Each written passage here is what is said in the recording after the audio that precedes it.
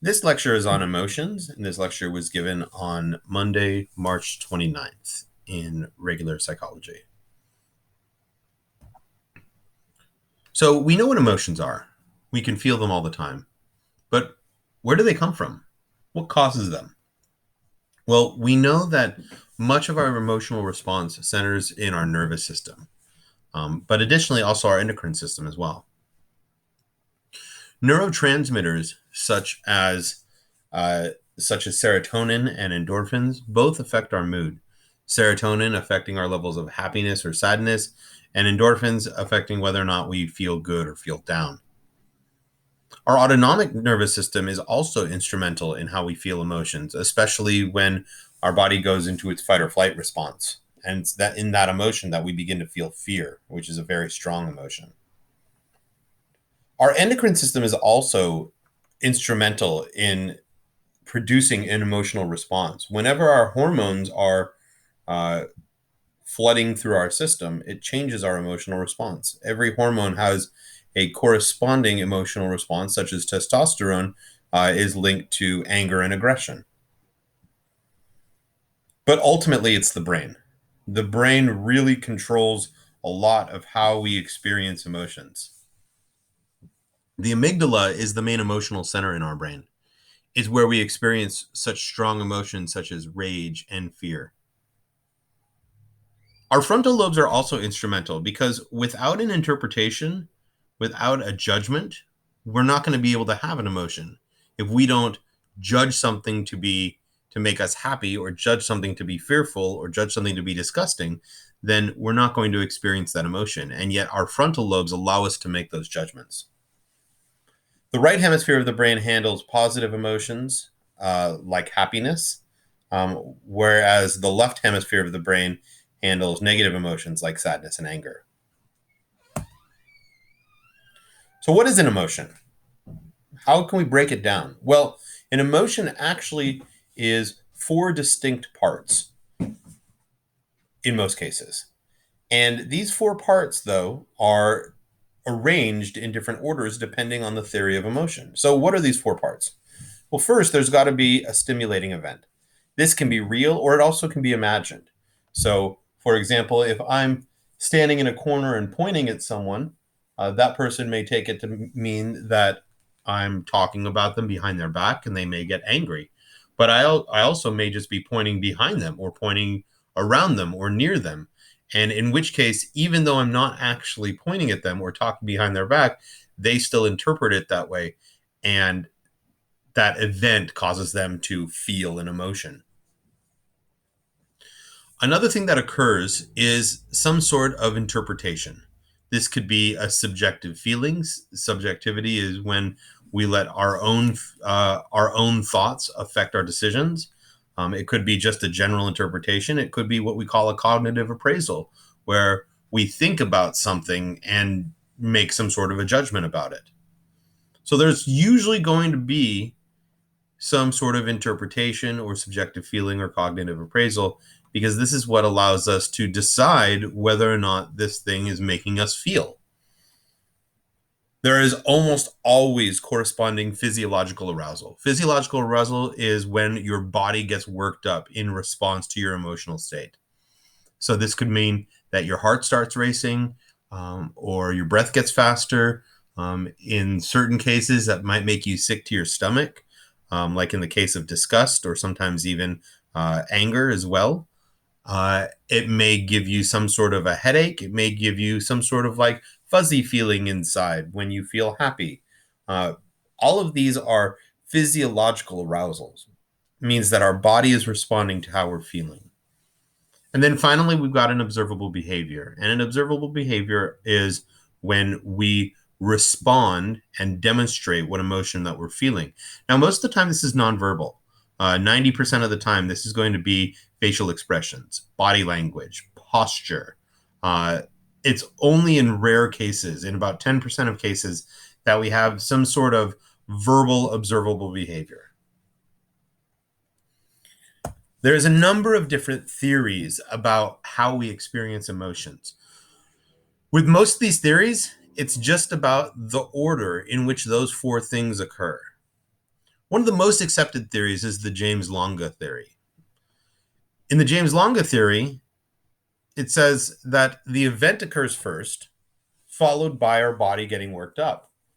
Once our body gets worked up, we interpret why our body is getting worked up, and then we respond. However, in the Cannon-Bard theory, that interpretation is nowhere to be found. In the Cannon-Bard theory, we have that stimulating event that occurs first, and then we finally have that observable behavior, that emotional response, along with physiological arousal at the same time. The Schachter-Singer theory of emotion is another one that's really, really accepted. And this is often referred to as the Schachter two-factor because it's a way to remember what it's about and because it rhymes. So the Schachter two-factor says that we experience our stimulating event first. After that occurs, we experience physiological arousal, so inside our body, and cognitive appraisal, where we think about that event at the same time. And based on the combination of those two factors, we then respond. Finally, the Lazarus theory is the one that says that our interpretation comes first. The Lazarus theory says that we have some sort of stimulating event, then we think about how that event makes us feel, and then we experience our body getting worked up, the physiological arousal, and the emotional response, the behavior, at the same time. I want you to think about this discussion question.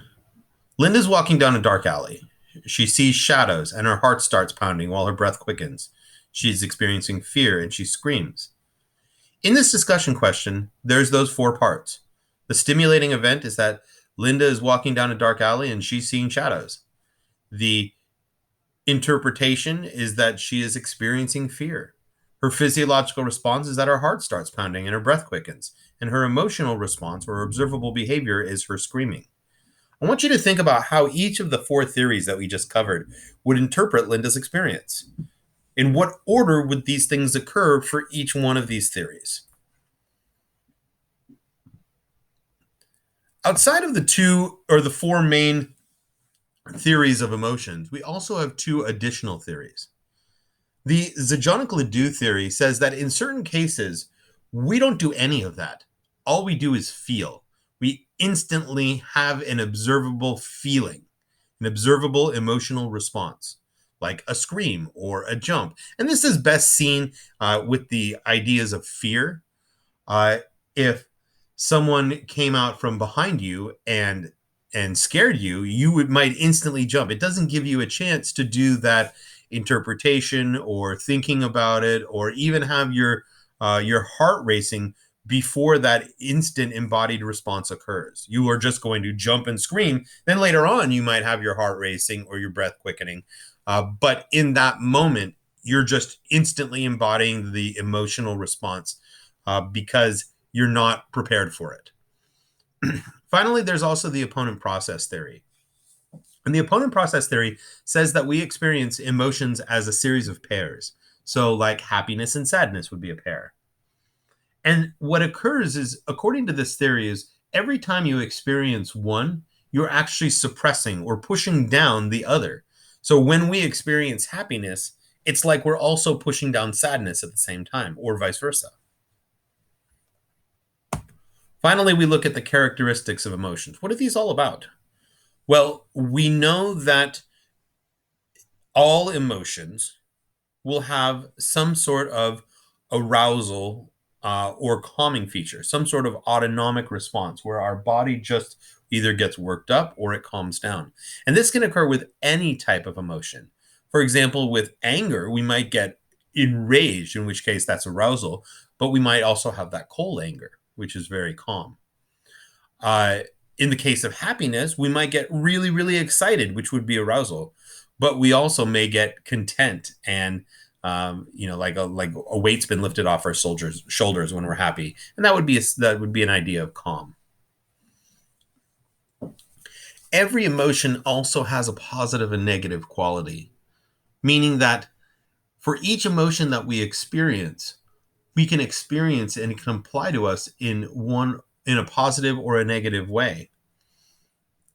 When we experience something like anger, it can often be negative because it affects our relationships. But yet at the same time, it can also be positive because it can uh, create catharsis. It can allow us to release our anger and not feel like it's bottled up anymore. Finally, we have the spillover effect. And the spillover effect says that when we're experiencing arousal from one emotion, it can cause the emotion to change, and especially when it's in large groups. So, as one emotion starts up uh, and creates a sense of arousal, that sense of arousal then causes that initial emotion to change into a different one. I'll give you two examples. In 2004, the Detroit Pistons won the NBA championship. Everyone was really excited. They were all cheering outside of the stadium. And for one reason or another, and nobody knows exactly why, that cheering turned into a riot. And a portion of Detroit was burned down as a result. Now, this is because of the idea that they were all excited. And that created a state of arousal. And then eventually that state of excitement turned into a state of rage. And it created that spillover effect. Another example could be during the experiences that we had on January 6th this year in Washington, D.C. The people who were there were all very excited to hear President Trump and other politicians speak. There was a lot of excitement and happiness in the air. And that quickly then turned into anger. And you saw what happened when we had the uprising at the Capitol building this year. And so these are two examples of the spillover effect, where creating a state of arousal can cause emotions, especially in a large group, can cause emotions to change from one to another.